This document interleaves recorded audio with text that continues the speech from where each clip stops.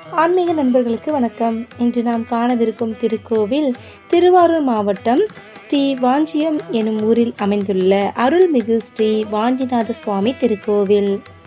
கோவிலின் மூலவர் வாஞ்சிநாதேஸ்வரர் என்றும் தாயார் மங்களநாயகி வாழவந்த நாயகி என்றும் அழைக்கப்படுகிறார். கோவிலின் தல விருட்சம் சந்தன மரம். தீர்த்தம் குப்தகங்கை தீர்த்தம், யம தீர்த்தம். ஆகமம் மற்றும் பூஜை காமிக ஆகமம். கோவிலின் புராண பெயர் திருவாஞ்சியம்.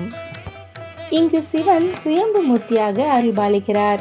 ராஜகோபுரம் 5 நிலைகளை கொண்டு கிழக்கு நோக்கி அமைந்துள்ளது. உள்ளே நுழைந்ததும் இடப்பால் யமனுக்கு தனி கோவில் உள்ளது. முன் மண்டபத்தில் நுழைந்தால் விநாயகர், சுப்பிரமணியர் சன்னதிகள் உள்ளன. இங்குள்ள விநாயகர் அபயங்கர விநாயகர் என்று அழைக்கப்படுகிறார். உள்வாயிலை தாண்டியதும் வலப்பால் அம்பாள் சன்னதி உள்ளது. நின்ற திருக்கோலத்தில் காணப்படுகிறாள். கவசமிட்ட கொடிமரம், பலிபீடம், நந்தி உள்ளன.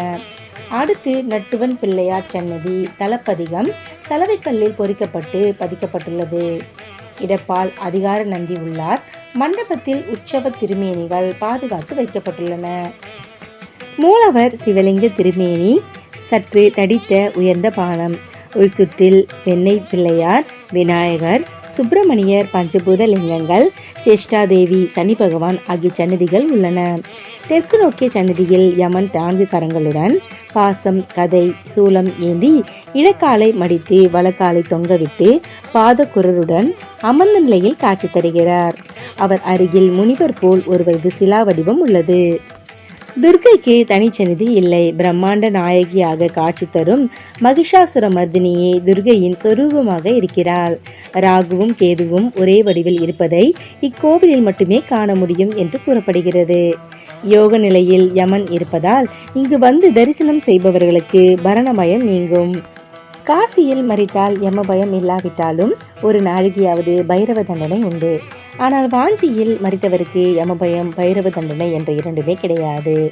இங்கு பைரவரும் யோக நிலையில் தனது தண்டங்களை எல்லாம் கீழே வைத்துவிட்டு ஈசனையே துதித்த வண்ணம் இருக்கிறார். யமன், பைரவர் இருவருக்குமே அதிகாரமில்லாத இத்தலம் காசியை காட்டிலும் 100 மடங்கு உயர்ந்தது என முனிவர்கள் கூறுகின்றனர்.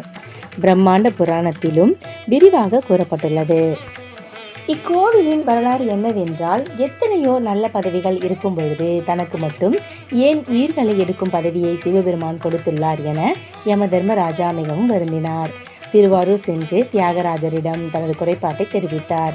ஸ்ரீ வாஞ்சியம் சென்று வழிபடும்படி அசுரீரி கூறியது. அதன்படி யமன் இத்தலம் வந்து சிவனை நோக்கி கடும் தவம் இருந்தார்.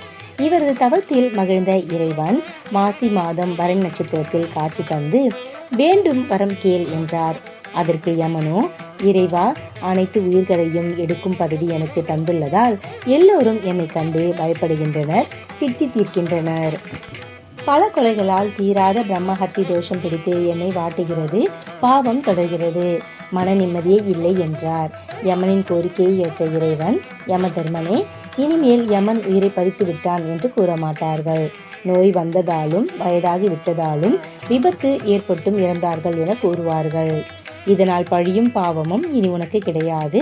மேலும் நீ தவம் செய்த இந்த தலத்திற்கு ஏதோ ஒரு விதத்தில் புண்ணியம் செய்தவர்கள் மட்டுமே வர அனுமதிக்க வேண்டும். இத்தலத்தில் தரிசனம் செய்தவர்களுக்கு மறுபிறப்பி இல்லாமல் பார்த்து கொள்ள வேண்டும். அமைதியான இறுதி காலத்தை தர வேண்டும். மேலும் நீ இத்தலத்தின் சேஷத்திர பாலகனாக விளங்குவாய். இத்தலத்திற்கு வருபவர்கள் உன்னை முதலில் தரிசனம் செய்த பின்பே என்னை தரிசிப்பார்கள் என அருளினார். அதன்படி இங்கு யம தர்மராஜனுக்கு முதல் வழிபாடு நடக்கிறது. இக்கோவிலின் பிரார்த்தனை என்னவென்றால், மகம், பூரம், சதயம், பரணி நட்சத்திரத்தினர், மேலும் சிம்மம், கும்பராசி அல்லது லக்னம் கொண்டவர்கள் தங்கள் தோஷங்கள் நீங்க வழிபாடு செய்யலாம். பதவி இழந்தவர்கள், பணிமாற்றம் விரும்புபவர்கள், பிரிந்த தம்பதியினர் ஒன்று சேர கார்த்திகை ஞாயிற்றுக்கிழமைகளில் குப்த கங்கையில் நீராடி குறை நீங்க பெறலாம். பிள்ளையாருக்கு வெண்ணெய் சாற்றி வழிபாடு செய்கிறார்கள். அனுமனுக்கே உரிதான இவ்வழிபாட்டை பிள்ளையாருக்கு செய்வது இக்கோவிலின் சிறப்பம்சம்.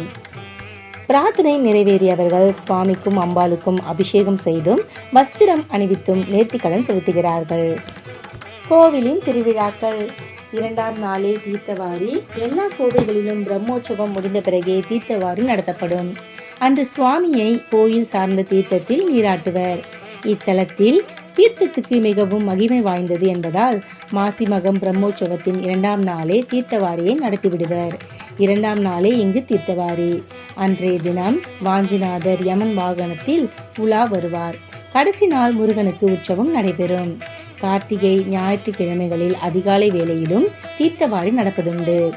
ஆடிப்பூரத்தை ஒட்டியும் 10 நாள் திருவிழா உண்டு. ஞாயிற்றுக்கிழமைகளில் சிறப்பு அபிஷேக ஆராதனைகள் நடைபெறுகின்றன. கிரகண காலத்தில் எல்லா கோவில்களின் நடைகளும் அடைக்கப்படுவது வாடிக்கை. ஆனால் இக்கோயிலில் மட்டும் திறக்கப்பட்டு இருக்கும்.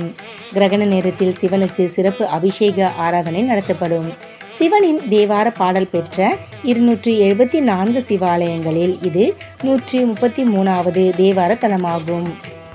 பக்தர்கள் அனைவரும் இத்திருத்தலத்திற்கு சென்று வாஞ்சிநாதேஸ்வரரை வழிபட்டு வாழ்வில் எல்லா வளமும் பெற அன்புடன் வேண்டுகிறோம்.